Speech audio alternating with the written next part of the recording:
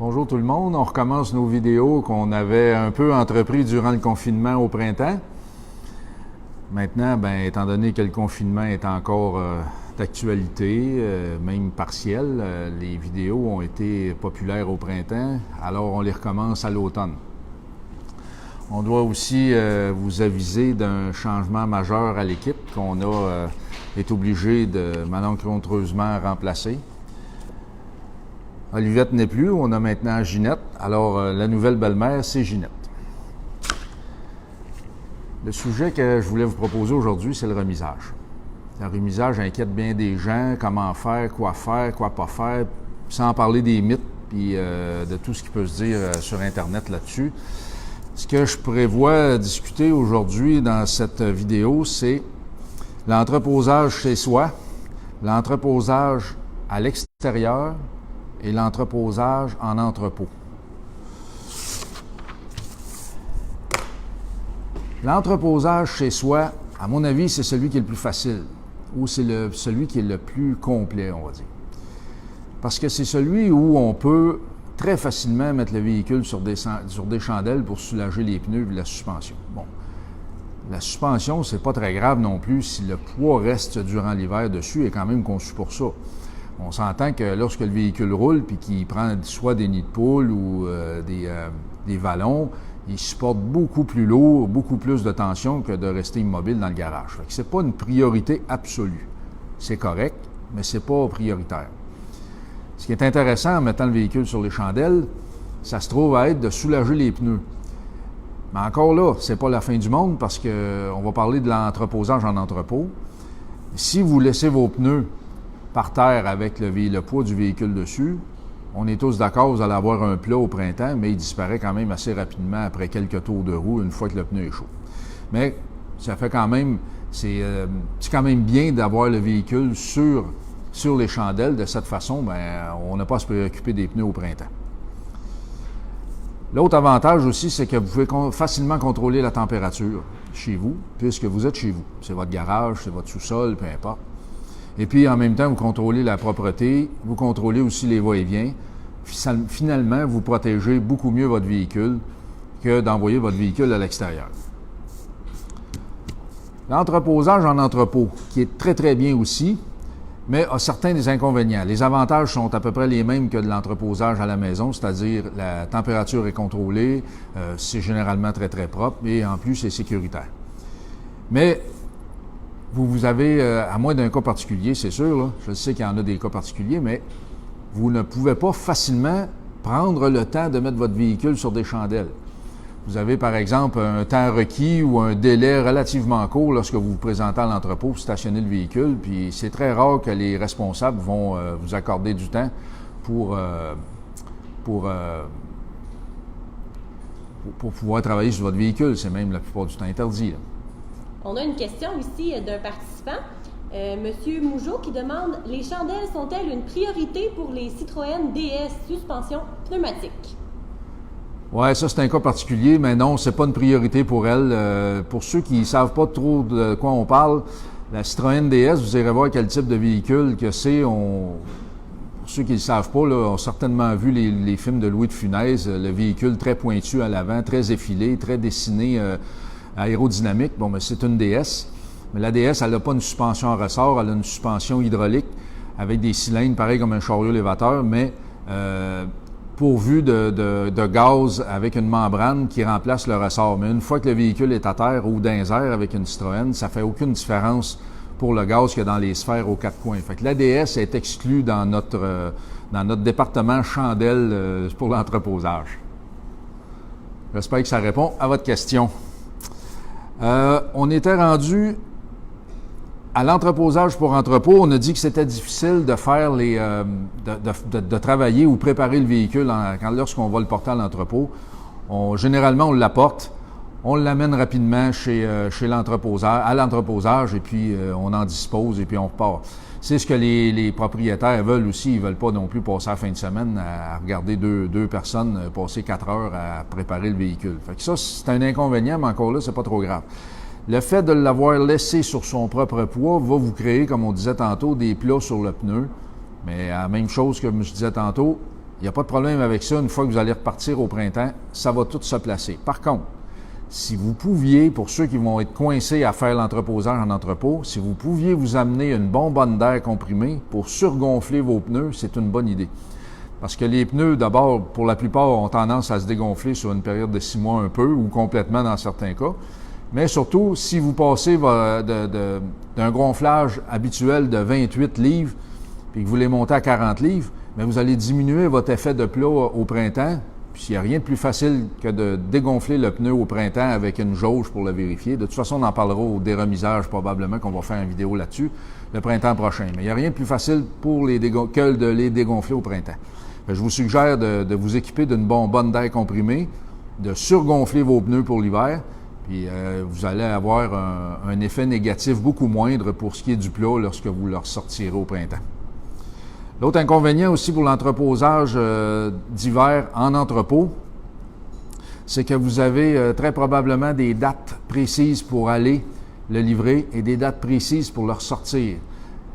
Ça paraît insignifiant comme ça, mais c'est quand même un inconvénient. Si on regarde, par exemple, ceux qui vont porter en entreposage ce week-end leur véhicule, comme par exemple, je pense que c'est juste demain, puis l'autre samedi pour certains entrepôts qu'on connaît, bien, avec le week-end qu'on annonce qui est exceptionnel, à 20 degrés, 22 degrés, on a envie de ne pas les rentrer. Mais bon, c'est pas la fin du monde non plus.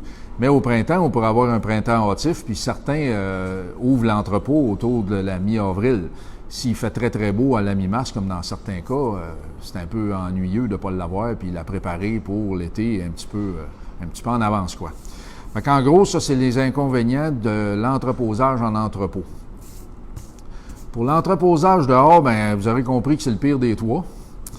L'entreposage dehors, c'est pas facile, mais c'est pas non plus la fin du monde pour les véhicules. Faut pas non plus s'en faire une maladie si on est coincé pour entreposer le véhicule à l'extérieur. Ce que je propose, c'est de graisser avec du WD-40 ou un autre produit semblable, tout ce qui est chrome. Ensuite, de couvrir le véhicule de couverture de déménageurs partout, puis après ça, d'une à deux toiles imperméables, des toiles bleues ou blanches, un peu ce qui ressemble à des toiles de tempo, là, de ce qu'on met devant les maisons pour chasser la neige des véhicules ou les garages temporaires. Ça serait l'idéal, en plus d'avoir mis des couvertures entre la voiture et la toile. Vous allez éviter de dégratigner la peinture parce que avec le mouvement de la toile durant l'hiver dû au vent, c'est sûr que la peinture va être éraflée. Ça se polit tout le temps, là, c'est évident, mais si on peut s'éviter ça, c'est encore mieux. Vous allez devoir fermer vos portes correctement. Je mets un petit point là-dessus parce qu'on va parler des portes puis des ouvertures un petit tantôt, là, mais vous allez devoir fermer vos portes rapidement. Vous devez vous assurer absolument que si vous entreposez dehors, que votre Prestone résiste au moins à moins 25. C'est très, très rare qu'il fait en bas de ça, mais minimum moins 25. S'il fait moins 30, vous êtes correct, pour qu'il puisse résister au froid, pour ne pas créer de dommages ou causer de dommages au bloc moteur une fois qu'on aura les froids de fin décembre et janvier qui s'abattront sur notre fabuleux Québec, qui ne s'est pas déguisé encore en Floride ou en Floridien ici non plus. On aimerait bien ça, mais on n'a pas le choix, il faut passer au travail de l'hiver. Alors, en gros, c'est ça les différences des trois styles d'entreposage. On résume un petit peu, puis je vais rajouter quelques détails. Si vous n'avez pas la possibilité de mettre votre véhicule sur des chandelles, peu importe la raison, essayez au moins de souffler les pneus, de gonfler les pneus à 10 ou 15 livres plus haut que d'habitude. La plupart des pneus 14-15 pouces vont supporter 50-55 livres sans éclater, c'est bien évident. Il n'y a aucun danger avec ça. Fait que vous pouvez les monter à 45 livres et puis votre pneu va être beaucoup plus rond. Et puis rendu au printemps, ça va faciliter la remise en route avec le pneu. Il va être moins plat, quoi. Pour ce qui est des vidanges d'huile, il y en a qui s'inquiètent beaucoup avec ça, mais si vous avez fait votre vidange d'huile récemment, c'est pas grave, là. J'entends déjà quelqu'un peut-être dire « J'ai fait 500 km depuis ma dernière vidange d'huile, est-ce que je dois la refaire? » Non, vous n'avez pas besoin. Mais si vous êtes, par exemple, je sais pas, vous avez 2500 km, puis on recommande à peu près 2500 à 3000 par vidange, bien là, je vous dirais, attendez pas au printemps.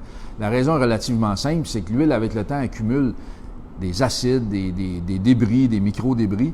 Puis si elle reste immobile très longtemps, comme par exemple durant l'hiver, bien, il va se former des dépôts dans le fond de la panne du moteur.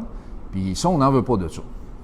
Fait qu'on est aussi bien d'en profiter pendant que l'huile a circulé, elle est chaude, pour la vidanger. Ça va chasser tous ces éléments-là. Vous allez mettre de l'huile neuve. C'est sûr, si vous avez fait 500 km, vous avez accumulé un peu d'acide, vous avez accumulé un peu de micro-débris, mais c'est beaucoup moins que si vous avez fait 2500, c'est logique. Fait que pour le changement d'huile, il ne faut pas non plus s'affoler avec ça, mais si vous avez une chance de le faire par rapport à votre kilométrage, c'est pas ça qui coûte le plus cher, une vidange d'huile, puis c'est ça qui protège le mieux votre véhicule, bien, principalement le moteur. L'huile à transmission pour les véhicules à transmission automatique. Bon. Il y en a plusieurs qui s'inquiètent au printemps. C'est curieux, j'attendrai pas au printemps pour en parler parce que ça va arriver pour certains puis ils vont se demander c'est quoi. Mais ceux qui l'auront vu, bien, au moins, ils se rappelleront que c'est pas grave. Il y a beaucoup de véhicules à transmission automatique qui, durant l'hiver, vont ils vont faire des fuites, finalement, d'huile à transmission automatique. Puis ceux qui laissent leur véhicule en entrepôt s'en rendent pas compte durant l'hiver. Ils s'en rendent compte une fois qu'ils vont le chercher, puis on se ramasse avec une grande étendue d'huile en dessous. Faut pas s'en faire avec ça. En fait, c'est pas une fuite, c'est une fuite, bien entendu, mais c'est pas une fuite à problème. Ce qui se passe dans une transmission automatique lorsqu'elle est longtemps arrêtée, le convertisseur de coupe qui est complètement rond, qui a la forme d'un gros beigne, il est passablement étanche, puis lui, il est plein quand le véhicule fonctionne. Quand la transmission tourne, puis le véhicule fonctionne régulièrement, lui, il est toujours plein. Mais si, pendant un grand bout de temps, il est à l'arrêt, ce qui va arriver, c'est que le torque, le convertisseur de coupe, il va se vider tout doucement, puis la quantité d'huile, il y a au moins un 2 litres et demi facile, dépendamment des convertisseurs de coupe. Il y a un bon 2 litres et demi qui va partir du convertisseur de coupe pour s'en retourner dans la transmission. Et là, faire monter le niveau, et puis généralement, ça coule par le trou de ventilation ou par le trou de remplissage, ou le tube de remplissage, si on veut. Fait que l'huile va sortir par là, tout doucement durant l'hiver, parce que le torque se vide, ça fait un effet de vase communicant, puis ça coule à terre. Il ne faut pas s'en faire avec ça. Si vous avez jamais expérimenté, avant de ranger votre véhicule, une importante fuite d'huile à transmission, puis le printemps prochain, vous arrivez avec une grosse fuite, faites-vous-en pas trop. Partez plutôt à l'entrepôt au printemps avec une ou deux peintes d'huile à transmission pour ajuster votre niveau dans le stationnement. Vous allez en manquer une ou deux, probablement, mais c'est pas grave, là. C'est vraiment pas grave. Puis après ça, si votre véhicule va bien, il perd jamais plus d'huile qu'il n'en a jamais perdu l'année d'avant, ça veut dire que cette fuite-là, c'était plutôt le torque qui s'est vidé dans la transmission. Fait que pas d'inquiétude à avoir sur ce côté-là. Le niveau d'essence, bon, c'est sûr que vous pouvez mettre un stabilisateur d'essence, ça coûte pas grand-chose, et puis ça fait la job. Mais si vous n'en mettez pas, c'est pas grave non plus. Mais ce qui est important, c'est d'avoir le bouchon, l'essence jusqu'au bouchon. C'est ça qui est important pour pas que le métal soit en contact avec les vapeurs d'essence, plus ou moins emprisonnées à l'intérieur du réservoir. C'est ça, généralement, qui détruit les tanks à gaz. C'est plate, mais c'est ça.